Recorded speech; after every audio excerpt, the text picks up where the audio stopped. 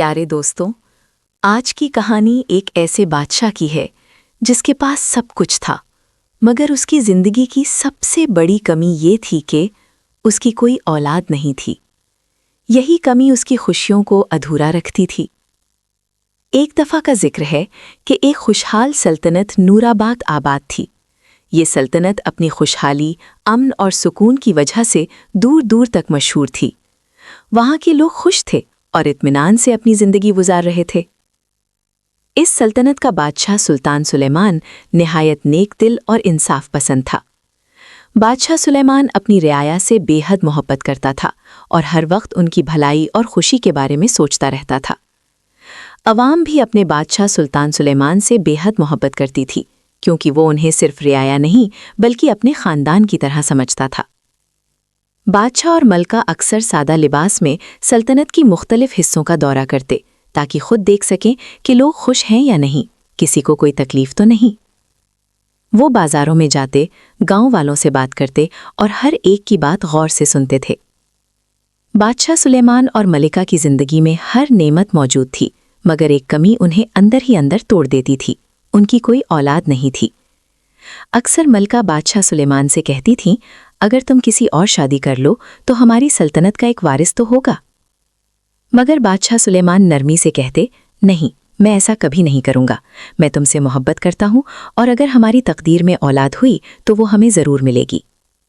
یہ کہہ کر وہ دونوں صبر اور دعا کے ساتھ اپنی تقدیر پر بھروسہ کر لیتے تھے۔ ایک دن بادشاہ سلیمان اور ملکہ نجمہ سادہ لباس میں سلطنت کے ایک دور دراز گاؤں پہنچے۔ وہاں انہوں نے دیکھا کہ کچھ معصوم بچے شدید دھوپ میں کھیتوں میں کام کر رہے تھے، کوئی فصل کاٹ رہا تھا اور کوئی پانی لا رہا تھا۔ یہ منظر دیکھ کر ملکہ نجمہ رک گئیں۔ انہوں نے نرمی سے بچوں سے پوچھا، تم اس عمر میں کھیتوں میں کیوں کام کر رہے ہو؟ کیا تم اسکول نہیں جاتے؟ ایک بچے نے جھکی ہوئی آنکھوں سے جواب دیا، ملکہ صاحبہ، ہمارے گاؤں میں اسکول نہیں ہے، اسی لیے ہمیں کام کرنا پڑتا ہے۔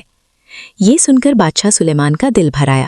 انہوں نے اسی وقت حکم دیا کہ اس گاؤں میں ایک اسکول قائم کیا جائے تاکہ کوئی بھی بچہ تعلیم سے محروم نہ رہے۔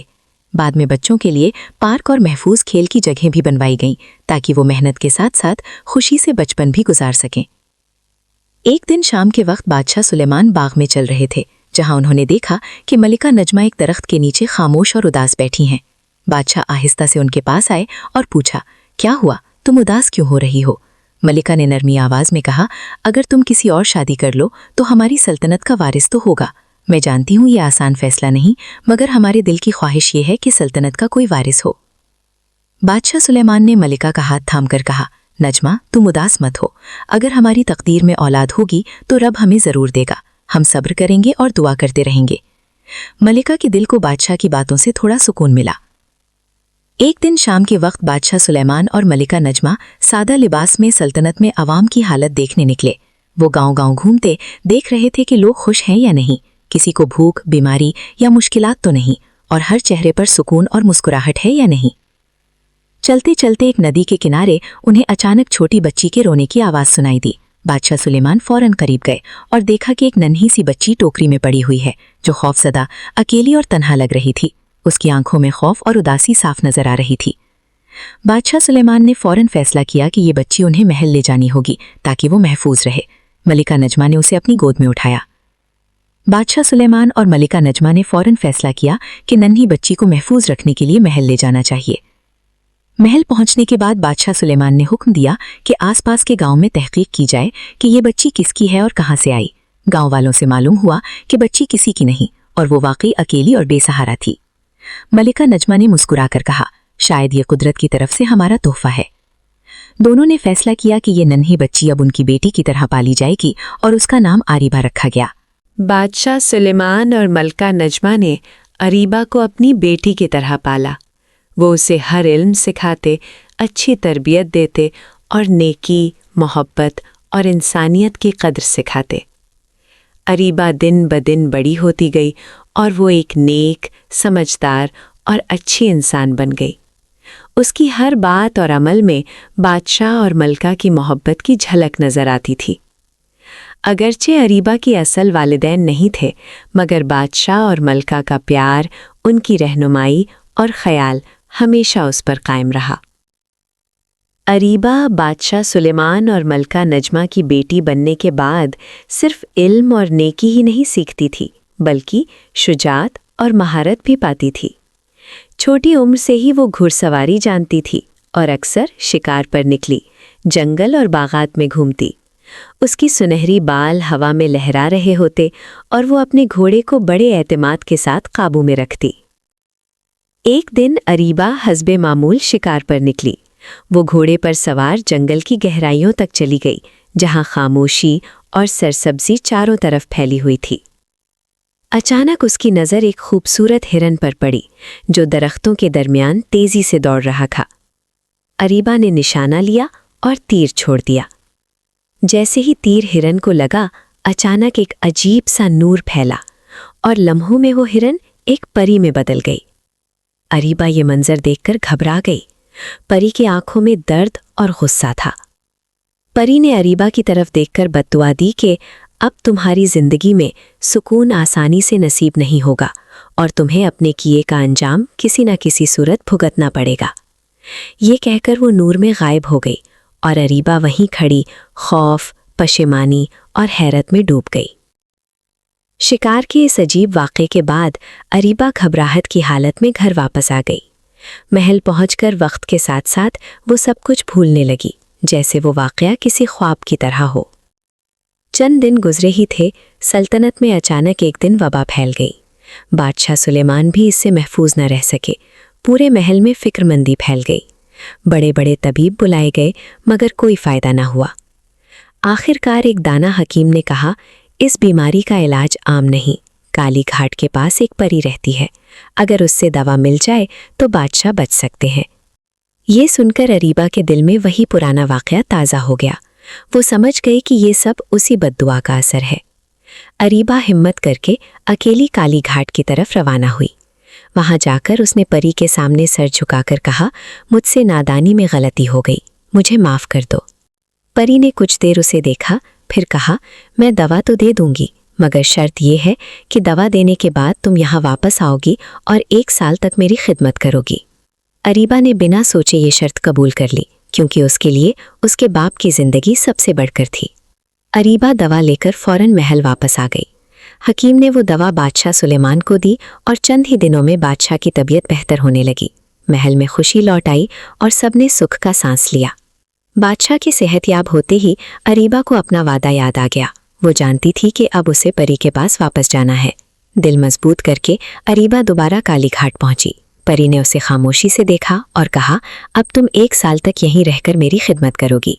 अरीबा ने सर झुकाकर हामी भर ली।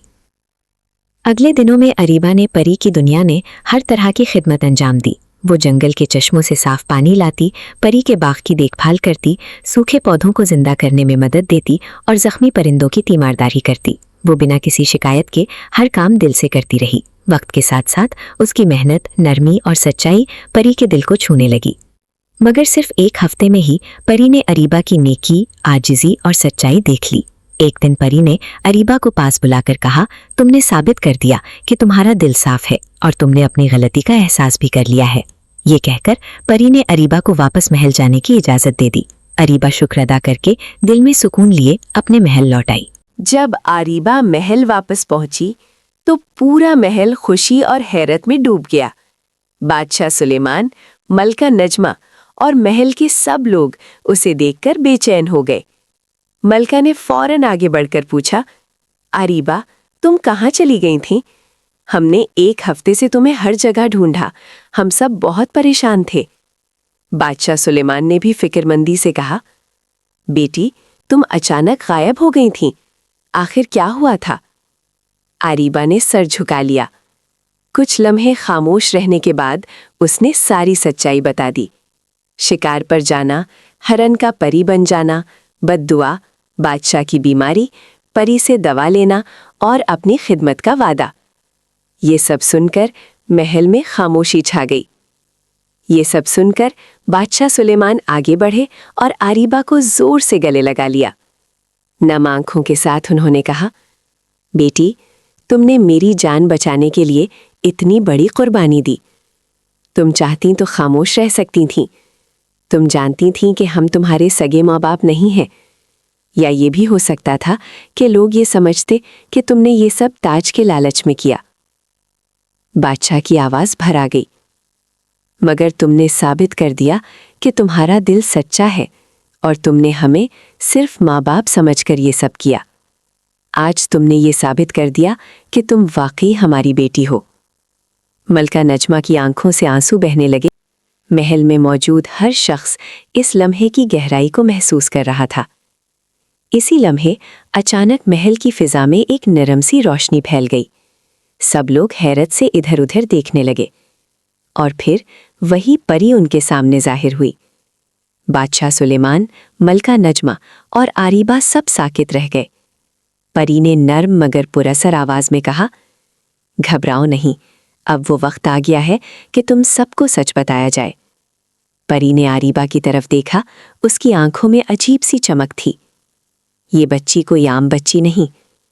उसने बादशाह और मलका की तरफ देखा और बोली, कुदरत तुम्हारे सब्र, तुम्हारी नीयत और तुम्हारी कुर्बानी से खुश हुई, इसीलिए उसने तुम्हें एक कीमती तोहफा अता किया। औलाद की कमी में भी तुमने शिकवा नहीं किया, रियाया से मोहब्बत की और दूसरों के बच्चों को अपना समझा। ये सब कुदरत के इम्तिहान थे। परी ने मुस्कुराकर कहा, और आरीबा, तुमने ये साबित कर दिया कि असल रिश्ता खून से नहीं बल्कि कुर्बानी, सच्चाई और मोहब्बत से बनता है। रोशनी आहिस्ता आहिस्ता मध्यम हुई और परी नजरों से ओझल हो गई। बादशाह सुलेमान ने आरीबा को सीने से लगा लिया। मलका नजमा की आंखों से शुक्र के आंसू बहने लगे और पूरे महल में सुकून और खुशी की फिजा फैल गई। यूं कुदरत ने साबित कर दिया कि नेकी, सब्र और सच्चाई कभी रायगा नहीं जाती। जो भलाई हम करते हैं वो चाहे देर से ही सही, किसी न किसी तरह हमारी तरफ लौट आती है। कभी खुशी बनकर, कभी आजमाइश के बाद सुकून बनकर और कभी एक ऐसी नेमत बनकर जो हमारी सोच से भी बढ़कर होती है। हमें कभी मायूस नहीं होना चाहिए, क्योंकि कुदरत हर चीज़ एक ख़ास वक्त पर पूरी करती है। अगर आपको ये कहानी अच्छी लगी हो तो वीडियो को लाइक करें और ऐसी मज़ीद कहानियों के लिए चैनल को सब्सक्राइब करें।